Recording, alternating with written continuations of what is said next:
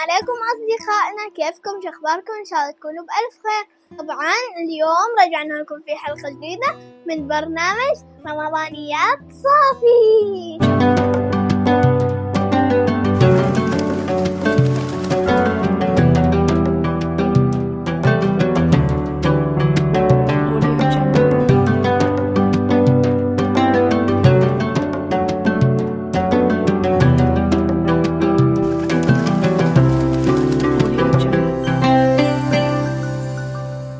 اليوم راح نقرأ قصة خاتم الأنبياء والرسل.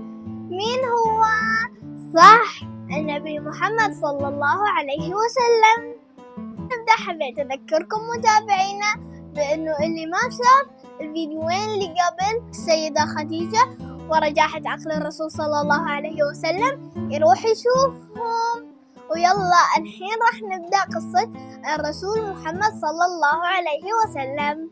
وكمان حبيت أذكركم باللايك والشير والسبسكرايب.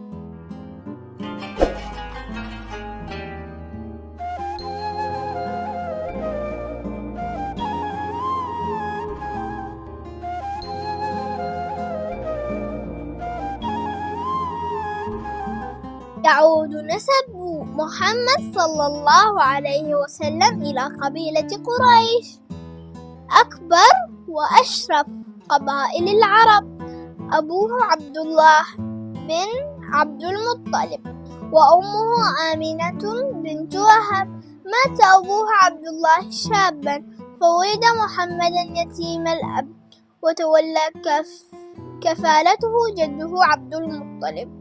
فرح عبد المطلب بالوليد الجديد ورأى فيه خلافا لابنه المفقود في سن الشباب، فاعتنى به كثيرا، وأصبحت حليمة السعدية مرضعة الرسول الله صلى الله عليه وسلم، حيث حملته إلى البادية واعتنت بتربيته، فأعطاها الله من رزق الشيء الكثير. ومن يوم دخل الرضيع المبارك بيتها لم تعرف الفقر ولا مرضا. ولما أصبح محمد صلى الله عليه وسلم قادرا على التنقل والمشي، صار يرافق أبنائها ويلعب معهم، وهم يراعون أغنامهم، حتى إذا قارب 6 من عمره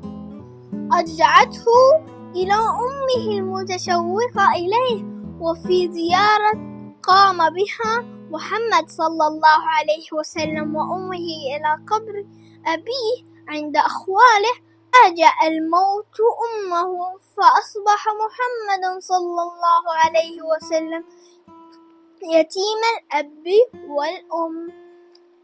أخذه جده عبد المطلب إلى بيته يرعاه ويعطف عليه، ولا يكاد يفارقه حتى تعلق به محمد عليه السلام تعلقا شديدا، وحل في نفسه محل الأم والأب. لكن ذلك لم يطل، وشاء الله أن يموت عبد المطلب فيفقد محمدا صلى الله عليه وسلم كل حنان ومحبة.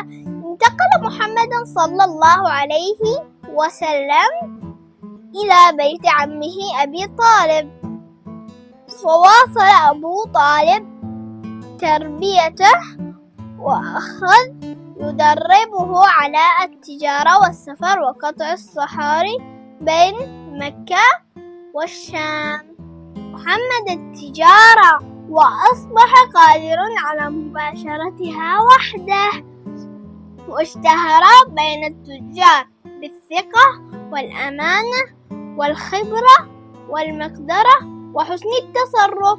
ولما عرف به محمد صلى الله عليه وسلم الشاب الجميل الشريف من حفظ العهد والبر بالوعد والصدق في القول والإخلاص في العمل. أصبح كبيرا في قومه، عظيما مهابا، يقدر الجميع ويحبه القريب والبعيد، يأتمنونه على أسرارهم ويستودعونه أموالهم ويلقبونه بالأمين.